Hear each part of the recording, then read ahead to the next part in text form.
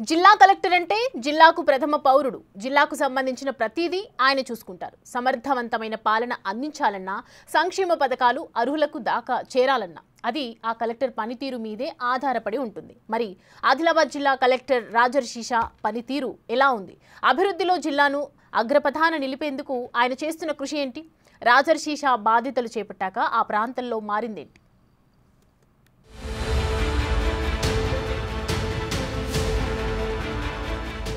అడవులు, ఆదివాసీల జిల్లాగా పిలుచుకునే ఆదిలాబాద్ అభివృద్ధి లక్ష్యంగా కలెక్టర్ రాజర్షిషా ప్రత్యేక ప్రణాళికతో ముందుకు సాగుతున్నారు. ఆయన జిల్లా కలెక్టర్గా బాధ్యతలు చేపట్టి ఏడాది పూర్తయింది. ఆదిలాబాద్ ప్రాంతంపై కలెక్టర్గా తన మార్కు చూపేందుకు ప్రయత్నిస్తున్నారు. ఆయన కలెక్టర్గా వచ్చిన ఏడాదిలోనే జిల్లాకు 2 జాతీయ స్థాయి అవార్డులు, ఓ రాష్ట్ర స్థాయి పురస్కారం వరించింది.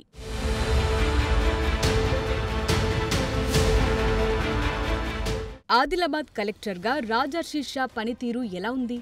ప్రభుత్వ సంక్షేమ పథకాలు, అభివృద్ధి కార్యక్రమాలను క్షేత్రస్థాయిలో అర్హులకు అందేలా కృషి చేస్తున్నారు కలెక్టర్ రాజర్షిషా. వాటి అమలు తీరుపై ఎప్పటికప్పుడు అధికారులతో రివ్యూలు నిర్వహిస్తూ దిశానిర్దేశం చేస్తున్నారు. క్షేత్రస్థాయి పర్యటనలతో లోటుపాట్లను సరిదిద్దేలా చర్యలు చేపడుతున్నారు. విధుల్లో అలసత్వం ప్రదర్శించే అధికారులపై కఠినంగా వ్యవహరిస్తున్నారు. ఆరోగ్య పాఠశాల, కళాశాల అమలుతో ప్రారంభించిన స్కోచ్తో సంక్షేమ అభివృద్ధి కార్యక్రమాలు చేపట్టారు. పాఠశాలకు గైడ్ టీచర్తో పాటు స్టూడెంట్ ఛాంపియన్ల ఎంపిక చేశారు. కార్యక్రమం అమలు తీరుపై తరచుగా రివ్యూలు నిర్వహిస్తున్నారు. స్వల్ప వ్యవధిలోనే విద్యార్థులు, తల్లిదండ్రుల్లో మార్పు వచ్చేందుకు కృషి చేశారు. దాంతో జాతీయ స్థాయి అవార్డు అందుకున్నారు.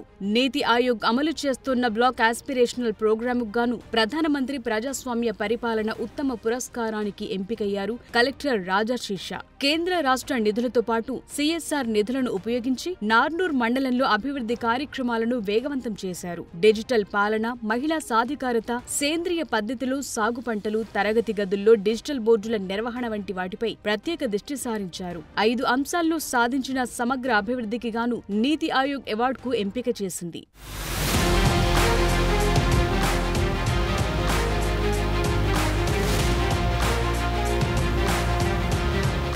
కలెక్టర్గా చేపట్టిన వినూత్న కార్యక్రమాలేంటి?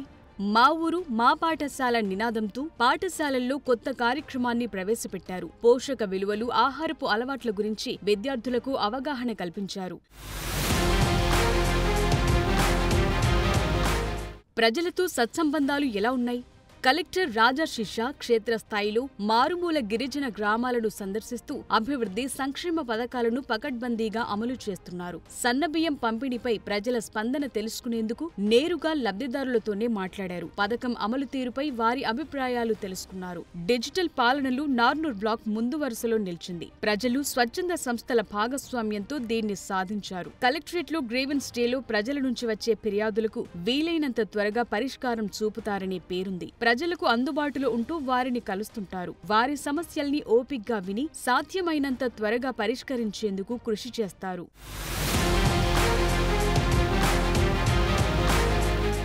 ఫైల్ క్లియరెన్స్ ఎలా ఉంది? ఓవైపు ప్రజా సమస్యలను పరిష్కరిస్తూ పాలన పరంగా జిల్లాను అభివృద్ధిలో ముందుంచేందుకు కృషి చేస్తున్నారు కలెక్టర్ రాజర్షిషా. రాజకీయ పార్టీల నేతలు, ప్రజా ప్రతినిధులతో ఆయనకు మంచి సత్సంబంధాలున్నాయని తెలుస్తోంది. అవార్డుల సాధనకు ప్రజా ప్రతినిధులు కూడా సహకరించారని కలెక్టర్ చెప్తుంటారు. ఇదిలా ఉంటే జిల్లాలో ఇంకా చేయాల్సిన పనులు చాలానే ఉన్నాయనే చర్చ జరుగుతోంది. పెండింగ్ సమస్యల్ని పూర్తి చేయటంపైన దృష్టి పెట్టాలని కోరుతున్నారు.